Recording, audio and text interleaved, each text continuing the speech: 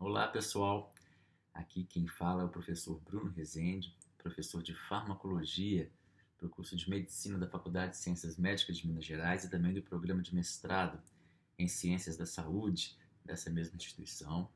E eu estou aqui hoje a convite dos organizadores do projeto de extensão Farmacologia Interativa para falar um pouquinho sobre o uso do coquetel farmacológico com os novos anticorpos para o tratamento da Covid-19. Né? Esse é um assunto que tem sido muito debatido, né, nas mídias principalmente, também na comunidade científica. E o propósito aqui dessa palestra é discutir com vocês, né, os avanços que a gente tem tido em relação ao uso desses medicamentos, discutir como eles agem, quais são as perspectivas desse medicamento no tratamento de pacientes com Covid-19. Bom, pessoal, desde o início da pandemia, em 2019, né, como todos sabem, vários tratamentos medicamentosos já foram propostos para se tratar a Covid-19. Né? Mas, na realidade, baseado em tudo que a gente tem de publicação científica, a gente sabe que nenhum desses recursos, até o momento, se mostrou verdadeiramente eficiente na redução da mortalidade, pelo menos na maioria dos trabalhos que têm sido publicados. Né? Dentre esses medicamentos, como todos já sabem, várias diferentes classes de medicamentos já foram propostas para o tratamento da Covid-19. Né? Então, a gente tem medicamentos antiparasitários já foram testados, medicamentos anti-inflamatórios, como é o caso dos corticosteroides, né? E também diferentes drogas antivirais, né? Então, esses medicamentos foram testados em várias condições, tanto na prevenção quanto no tratamento dos pacientes com Covid-19, em diversos estágios, né? E até o momento, o que a gente tem, né, de terapia farmacológica para o tratamento da Covid-19 que realmente é eficaz são os tratamentos que visam estabilizar o paciente, né, quando internado em leito de CTI, mantendo assim suas características hemodinâmicas, respiratórias, e até o momento nós não conseguimos desenvolver nenhum medicamento que se mostrou verdadeiramente eficaz em conseguir reduzir a mortalidade ou mesmo prevenir a piora do quadro dos pacientes com Covid-19. Bom, mas desde meados de 2020 já começaram a aparecer no meio científico alguns trabalhos mostrando um potencial terapêutico, né, para alguns agentes moduladores imunológicos ou mesmo anticorpos direcionados diretamente contra algumas proteínas virais do Covid-19. E esses agentes eles têm se mostrado como proposta bastante promissora. Né? Dentre eles, existe um coquetel que é composto por dois anticorpos monoclonais, né, o Casirivimab e o Indevimab, e eles vêm ganhando bastante espaço, tanto na ciência quanto na mídia, né, como uma proposta para se tratar pacientes infectados por Covid-19 em estágio inicial da doença, principalmente aqueles pacientes que possuem características clínicas que aumentam o risco de internação e mortalidade pela infecção viral. Né? A Agência Nacional de Vigilância Sanitária, que é a nossa Anvisa, ela aprovou recentemente o uso desse coquetel, que é chamado de Regencov-2, né? Para pessoas com Covid-19 nos primeiros dias de sintomas e pessoas que ainda não foram internadas, mas que possuem um risco maior de desenvolver quadros graves quando infectadas pela doença. Né? Esse coquetel com esses dois anticorpos monoclonais, ele foi desenvolvido pela indústria Regeneron americana em parceria com a Suíça Roche, né? E esses medicamentos começaram a ser testados nos Estados Unidos, mais ou menos em agosto de 2020, e agora, a partir de abril de 2020, ele já começa a ser utilizado aqui no Brasil em várias unidades, né? E até o momento que nós temos de testes clínicos de fase 1, 2 e 3, o potencial para minimizar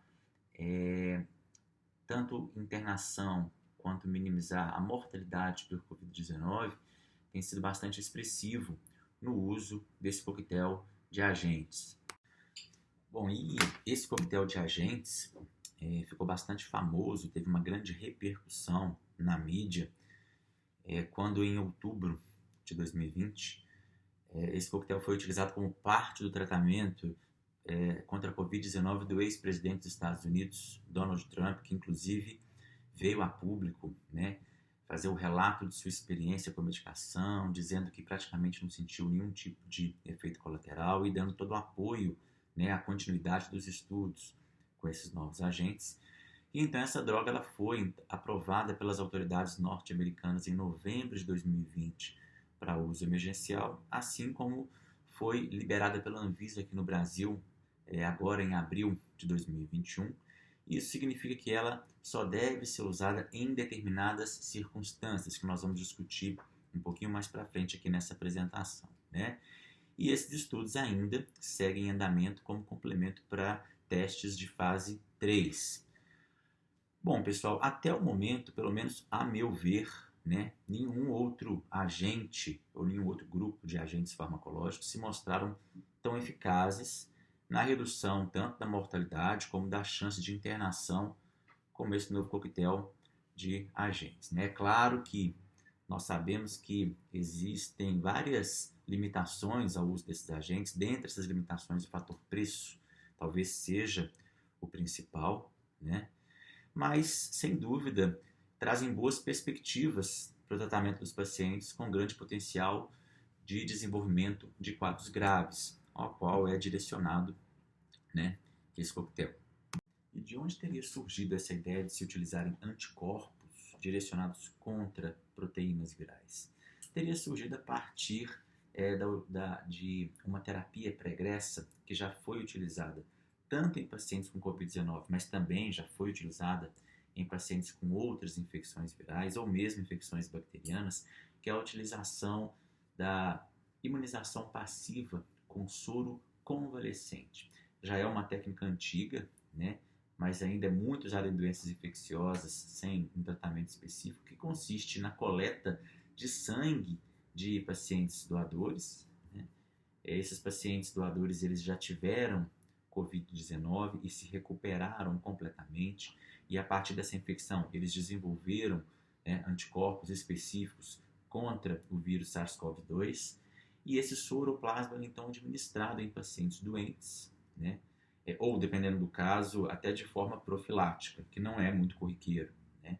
E o objetivo da técnica é transferir anticorpos, garantindo assim uma imunidade imediata, né?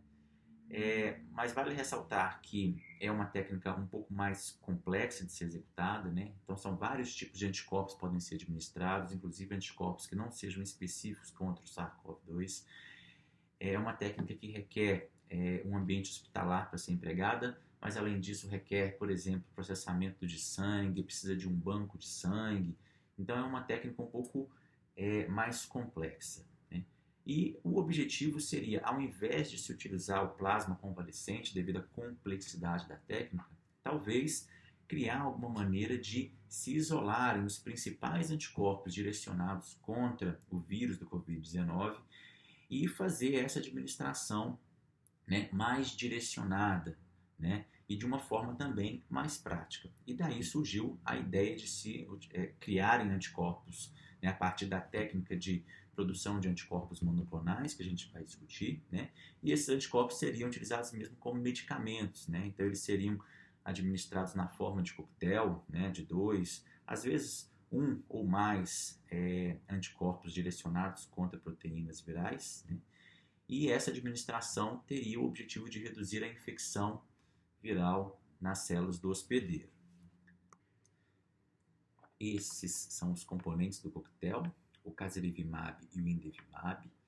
Eles são administrados em conjunto, né? Eles são diluídos e administrados em uma única dose em pacientes, tanto pediátricos acima de 12 anos, mas também pacientes com 65 anos ou mais. Enfim, eles são direcionados para pacientes com diagnóstico de infecção recente por Covid-2, não podem ser pacientes que estejam em internação ou recebendo oxigênio, né?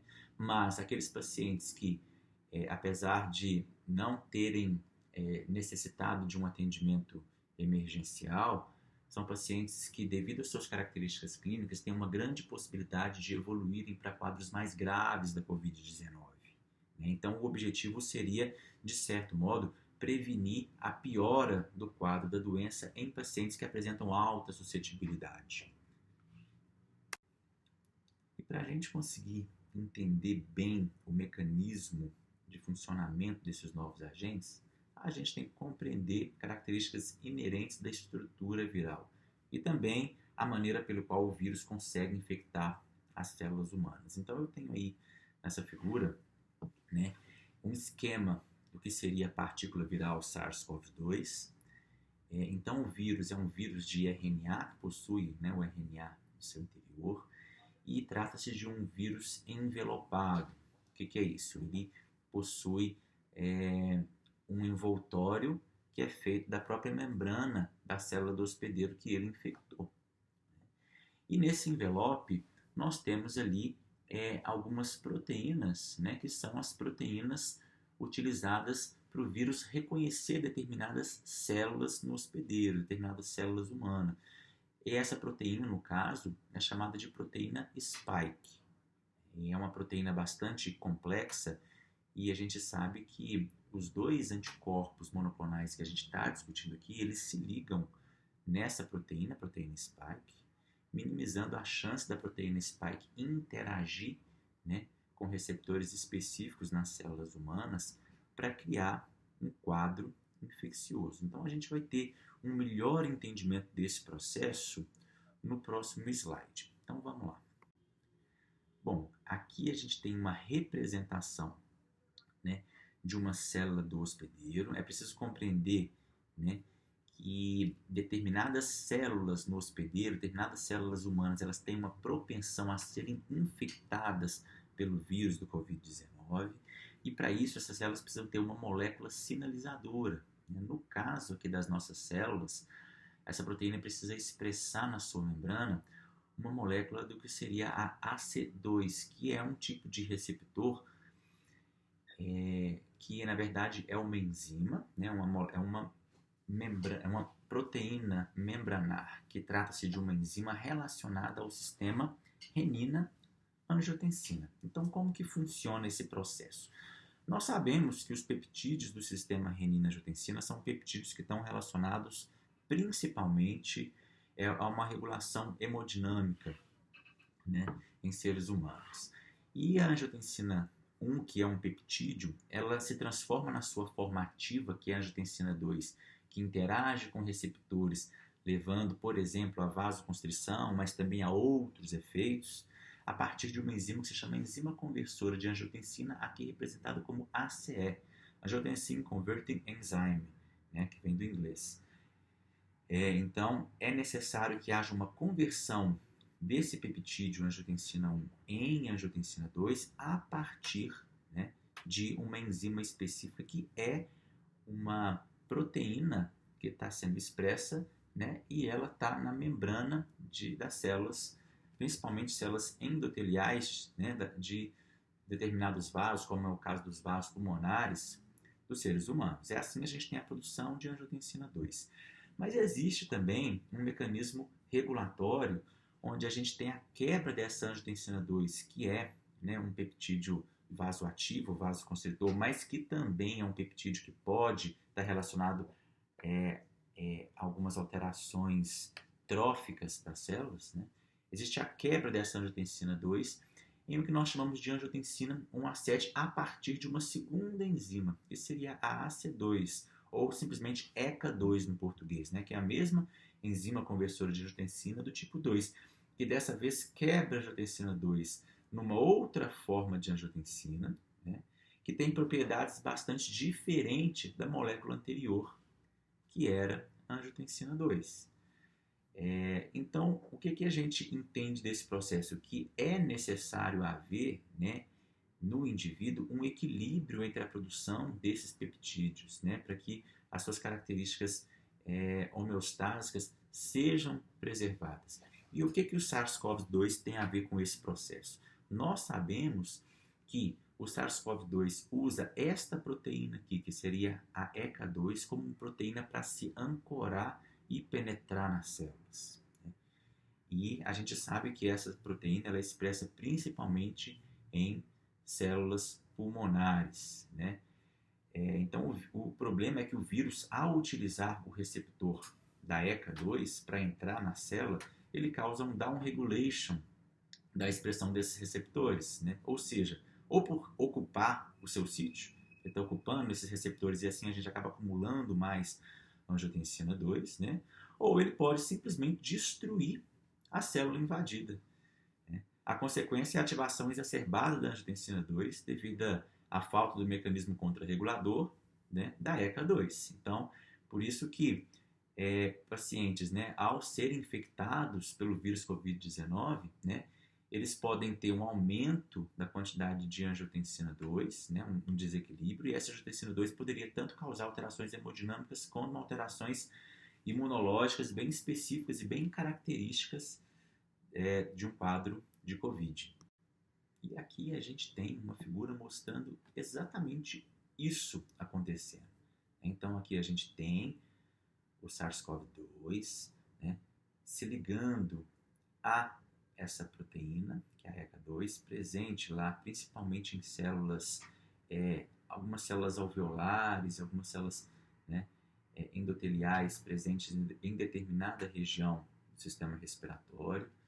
Com isso, né, você tem uma menor inativação da angiotensina 2, então você tem tanto efeitos hemodinâmicos relacionados a essa exacerbação da angiotensina 2, como também efeitos imunológicos, né, derivados do excesso de atividade de angiotensina 2. Além disso, né, é claro que esse vírus ele acaba entrando nas células, né, ele acaba infectando essas células, levando à morte celular, então ele leva, né, a características inflamatórias, né, de morte celular, que também exacerbam o quadro, trazendo uma série de intercorrências no paciente infectado.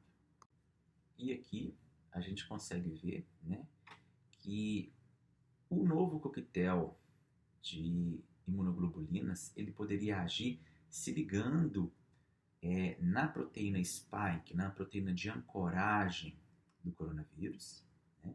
Dessa forma, se você tem esses anticorpos, né, se ligando a essa proteína, você impediria a fusão, né, o reconhecimento, né, da ECA2 nas células do hospedeiro, né, porque esses anticorpos bloqueariam esse reconhecimento e dessa forma o vírus não conseguiria invadir, a gente minimizaria a taxa de invasão do vírus nestas células. Dessa forma a gente poderia diminuir a progressão da doença. Então esse seria o mecanismo proposto para esses agentes que vai ser melhor discutido agora no próximo slide. Bom, e nós sabemos que os anticorpos monoclonais eles são proteínas feitas em laboratório, são imunoglobulinas feitas em laboratórios que imitam a capacidade do sistema imunológico de combater patógenos nocivos como o vírus, né? E esses anticorpos, tanto o casirivimab quanto o indevimab, eles são especificamente direcionados contra a proteína spike do SARS-CoV-2. Então a gente tem aqui a proteína spike, então mostrando, né, que é uma proteína bastante complexa e dessa forma a gente pode ter diferentes alvos para a ação de imunoglobulinas. E especificamente na proteína spike nós temos dois sítios diferentes de ação, ó, tanto para o indevimab quanto para o casirivimab, ou seja, quando esses novos anticorpos eles são administrados no paciente, a ideia é que esses anticorpos tenham duas opções de ligação na proteína, né? Dessa forma, a chance estaria aumentada da gente inativar o reconhecimento desta proteína, né, da ECA2 e assim minimizar a infecção viral dentro dessas células características que expressam a ECA2, né? E de forma bastante interessante, quando se usam, né, dois anticorpos diferentes, nós também minimizamos a chance do aparecimento de resistência, porque a gente sabe que o vírus SARS-CoV-2 ele é um vírus que ele muta muito rapidamente, né? Então várias variáveis elas já são identificadas com o passar do tempo. E quando a gente tem a possibilidade de utilizar dois agentes específicos que se ligam em regiões distintas da proteína spike, se a gente tiver alguma variação viral onde exista modificação na proteína no sítio de ligação de um desses anticorpos, muito provavelmente o outro sítio ainda estará preservado. Então, ainda assim, existe a possibilidade do coquetel funcionar, porque você tem dois pontos distintos de ligação de imunoglobulinas, né? Então, essa seria a proposta do uso do coquetel e não do uso isolado do casirivimab ou indevimab na prevenção da piora do quadro de pacientes com Covid-19. Bom, e como que a gente pode produzir um determinado anticorpo monoclonal, como é o caso do casirivimab ou indevimab? A gente sabe que esses anticorpos monoclonais eles também são utilizados em uma série de outras doenças, né? Na verdade, tratam-se de imunoglobulinas que podem ser direcionados a qualquer tipo de proteína. Então, para se produzir um anticorpo monoclonal, geralmente se usa a técnica do hibridoma, né? Essa técnica já é conhecida desde 1975, né?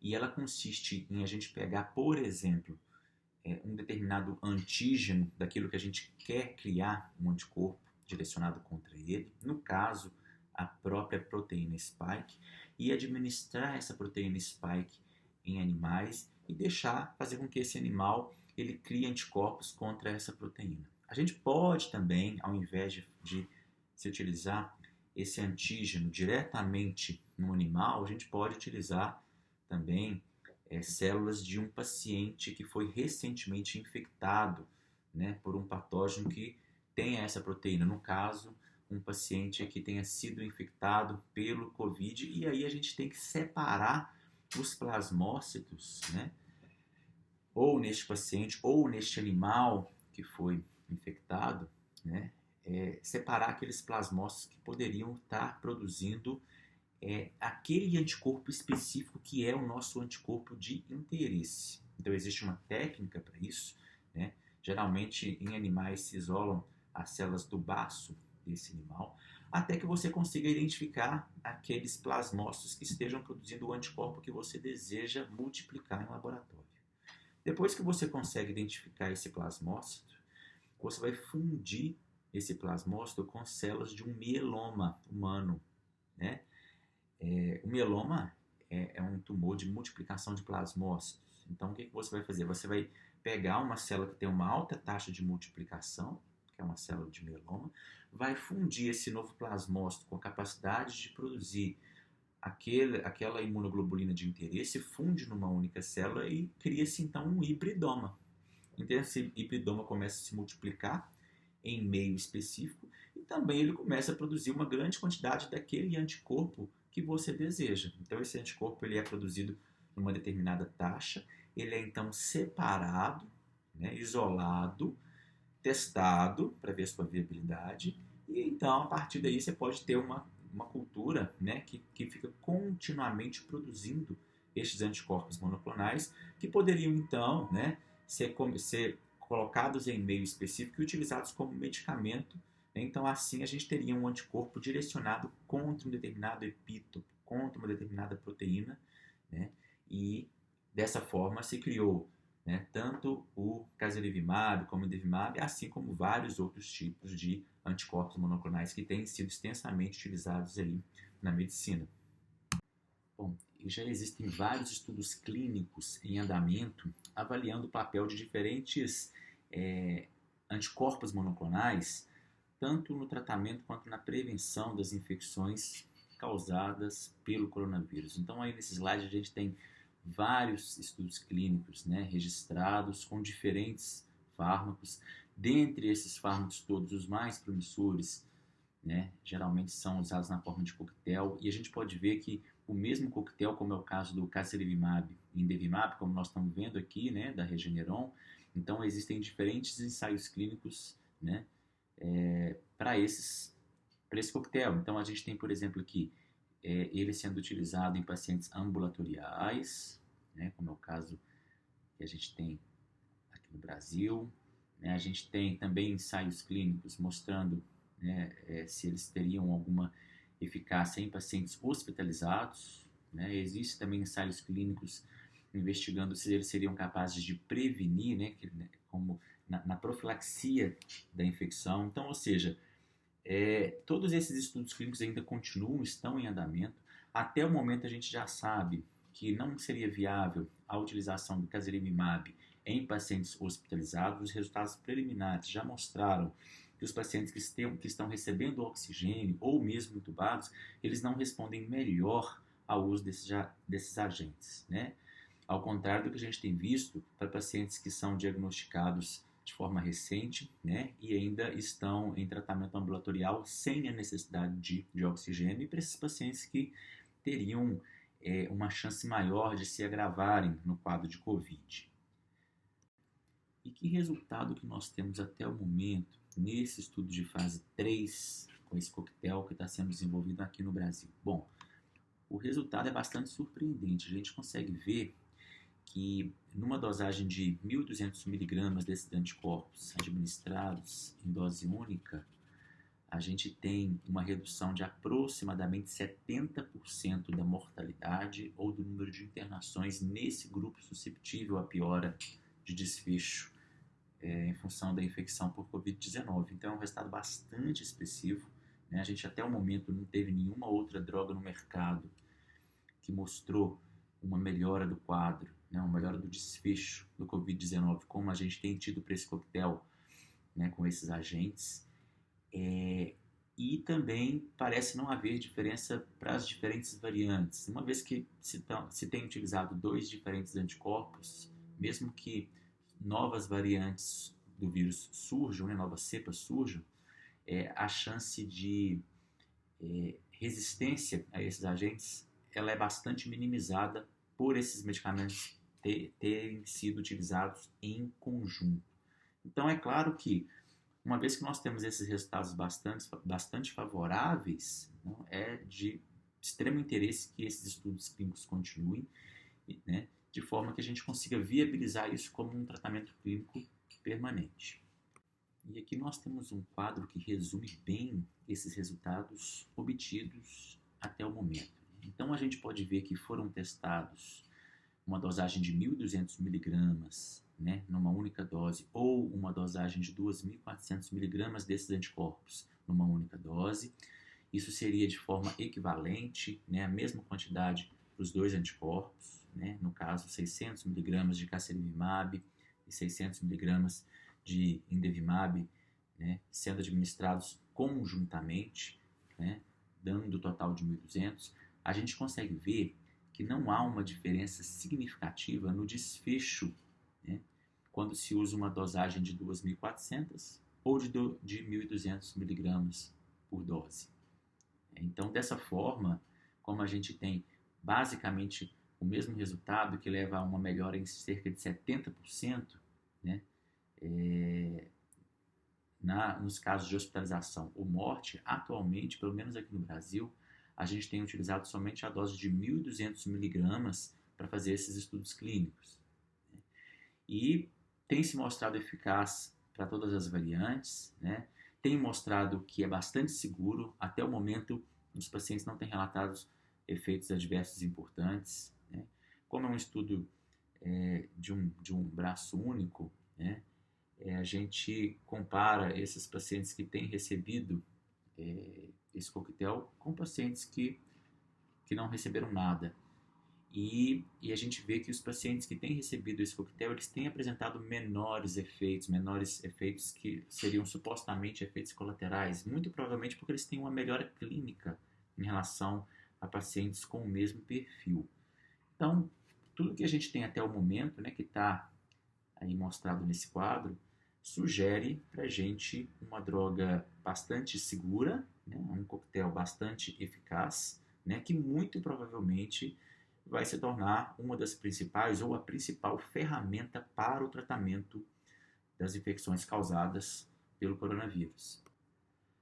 E qual que é a indicação terapêutica para o uso desse novo coquetel, né, para o uso dessa nova droga? Bom, é uma indicação bastante específica, né? Então ele é utilizado de forma emergencial somente naqueles pacientes com uma infecção recente confirmada, né, inferior a 10 dias, e naqueles pacientes com idade superior a 12 anos, mas que possuem um alto risco de progressão para uma Covid-19 mais grave. Então, quem seriam esses pacientes? São aqueles que estão nos grupos de risco que são extensamente discutidos, né, no meio científico e na mídia. Então, são os pacientes com idade mais avançada, os pacientes obesos ou com doenças cardiovasculares que incluem a hipertensão, pacientes com doença pulmonar obstrutiva crônica, os pacientes asmáticos, os diabéticos, os pacientes com doença renal, incluindo os pacientes dialíticos, pacientes com doenças hepáticas e também os pacientes imunossuprimidos. Então, esses entrariam nesse grupo que tem um alto risco para a progressão da Covid-19 mais grave, né? Bom, atualmente, a gente sabe que o uso do coquetel nessas condições, ele não tem trazido uma melhora em pacientes que estejam recebendo oxigênio ou que estejam entubados, né? Então, até o momento, os estudos preliminares, né, de fase 3 mostram que o uso dessa medicação nesse grupo de pacientes já com um quadro um pouco mais avançado, né, eles não se beneficiaram com o uso do coquetel, inclusive eles têm mostrado uma pequena piora, né, no prognóstico desses pacientes após eles receberem esse coquetel. Então, pelo menos aqui no Brasil, né, a gente só tem trabalhado, né, a gente só tem visto esse estudo ser utilizado, né, esse medicamento ser utilizado em pacientes que estejam com diagnóstico recente e que não estejam com um quadro grave necessitando de oxigenoterapia. Então aqui a gente tem o rol desses estudos clínicos todos que estão em andamento. Na verdade são 4 estudos clínicos em andamento, né? 3 deles já em fase 3, né? Sendo um deles em pacientes hospitalizados, recebendo oxigênio, como eu falei para vocês, que até o momento os dados preliminares não são favoráveis à continuidade do estudo. Tem estudo também mostrando a profilaxia da infecção, né? Tem estudo, um deles em estudo de fase 2, mostrando a utilização numa população de interesse de uso emergencial, uma população bem específica. E por último, um estudo que está sendo desenvolvido em vários países, inclusive aqui no Brasil, né? Que é um estudo que está sendo feito em pacientes com diagnóstico recente de Covid, em estado ambulatorial sem a necessidade de oxigênio, internados ou não, né? E que tem grande chance de piora no desfecho da doença. E para finalizar, quais as conclusões que a gente pode tirar até o momento da utilização desse coquetel de anticorpos no tratamento da Covid-19? Bom, os pontos mais importantes que valem a pena a gente ressaltar aqui no final dessa apresentação é que uma única dose administrada por via endovenosa na dosagem de 1.200 mg do coquetel, né, são 600 mg para cada anticorpo monoclonal, consegue reduzir substancialmente e de maneira bastante significativa o risco de hospitalização relacionada à Covid-19 ou morte por todas as causas e tempo para a resolução dos sintomas da Covid-19 nos pacientes ambulatoriais, né, sintomáticos, já diagnosticados com Covid-19 e que possuam fatores de risco para um desfecho mais grave da doença, né? E que uma dosagem maior, né, de 2.400 mg não mostra resultado diferente da dosagem que tem sido estudada aqui no Brasil. E esse estudo também ele já mostrou que esse coquetel ele tem a capacidade de reduzir a carga viral, né, muito rapidamente, com resultados bastante consistentes, tanto nos pacientes que receberam 1.200 ou 2.400 mg desses medicamentos. E o mesmo coquetel ele é bem tolerado, tem poucos efeitos colaterais, na verdade, não tem nenhum efeito colateral que contraindique a utilização dessas substâncias, elas são bastante inertes, né? Então, os dados da fase 3, eles já confirmam, né, o que já tinha sido observado, tanto nas fases 1 quanto nas fases 2, atestam a segurança e atestam a melhora clínica dos pacientes que têm recebido esses medicamentos. Essas são as referências que eu utilizei para fazer essa apresentação. É claro que o número de trabalhos é bastante crescente em torno desses anticorpos monoclonais. É bastante possível que outros anticorpos monoclonais surjam, né, também com resultados importantes, bastante significativos e com melhora no desfecho da doença. E eu queria aproveitar aqui a oportunidade para agradecer à comissão organizadora, né, da Farmacologia Integrativa, que me convidou para poder falar um pouquinho sobre esse tema. Né? É um tema bastante atual que tem instigado muito, afinal de contas, o descobrimento de fármacos que realmente sejam efetivos no tratamento dos pacientes com Covid-19 ainda é um grande desafio. Né? Quase 2 anos já se passaram e a gente ainda não tem nada de muito efetivo no mercado. Então, existe uma busca muito grande por esses agentes no intuito de reduzir essa mortalidade e talvez esse coquetel com esses novos agentes sejam, né, o que a gente está buscando e consigam realmente mudar esse cenário que a gente tem vivido atualmente. Tá? Espero que vocês tenham gostado e estou à disposição para quaisquer dúvidas que se façam necessárias. Muito obrigado.